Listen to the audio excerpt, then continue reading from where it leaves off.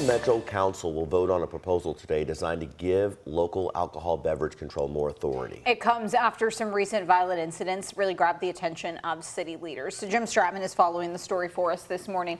Joining us, Jim, to explain how this ordinance really would work here. So if passed, the local Louisville Alcohol Beverage Control Board would then get the power to suspend a license if there is a public security threat. That is what is written in the ordinance that passed out of committee yesterday.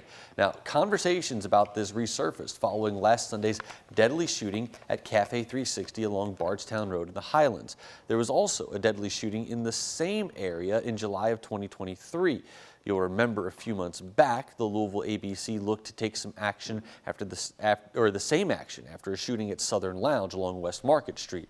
Now that place has since closed. Metro Councilman Rick Blackwell from District 12 says that this new ordinance, local ABC officials will be able to act immediately.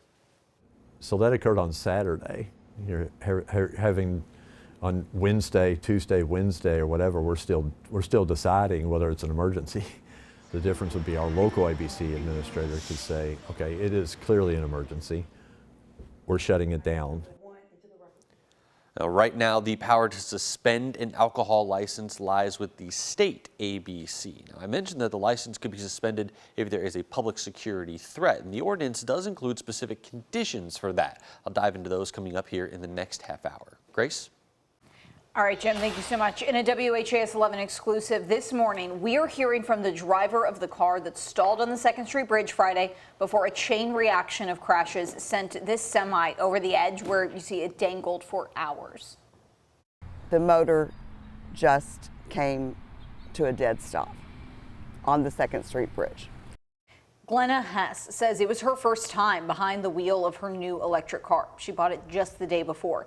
Having owned electric cars for the past decade, she knew something wasn't right when both the battery and mileage indicator were behaving erratically.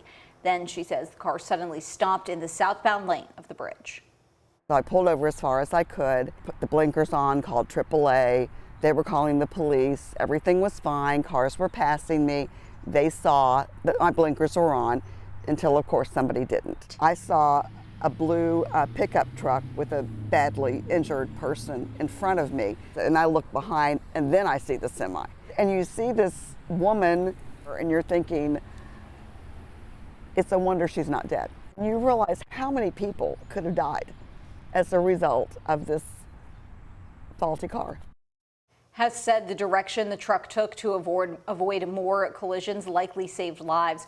At least one person was critically injured in the crash, and at last check, they were still in the hospital.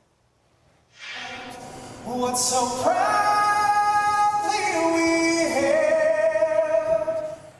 And Bryce Carden, the Louisville firefighter who was lowered over the bridge to rescue the stranded Cisco driver, was honored at Rupp Arena last night before UK played Vanderbilt. Though he attended the University of Pikeville, Carden told us he is a lifelong Cats fan. Meanwhile, with the spotlight shining on the Louisville Fire Department, they're using this time to bring attention to their expired contract. LFD employees and supporters held a rally in downtown Louisville yesterday, and firefighters have been working about 9 months past an expired contract with the city. The president of the local International Association of Firefighters, Jeff Taylor, says its members want negotiations settled. Firefighter that really understands and gets the profession would do it for free if they could, because they love what they do. The fact of the matter is they've got to be paid, because they've got families, they've got children, they've got needs, they've got to be paid. The union says its main focus is fair pay, but they're also hoping to get more funding for equipment. They say some equipment is 15 years old. $100,000 for training was added to the department's funding from the mayor's budget, his last budget. But Taylor says they hope to increase that. And the Kentucky House and Senate have overridden Governor Beshear's veto of House Bill 18.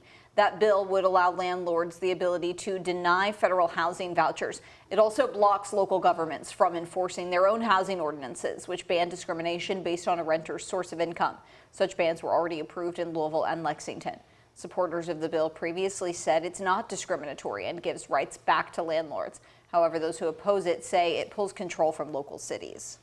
But I find it ironic in this body that we often speak about local control, and here we are wresting local control away from the city of Louisville, which I represent, which had passed this ordinance 25-0 just 4 years ago.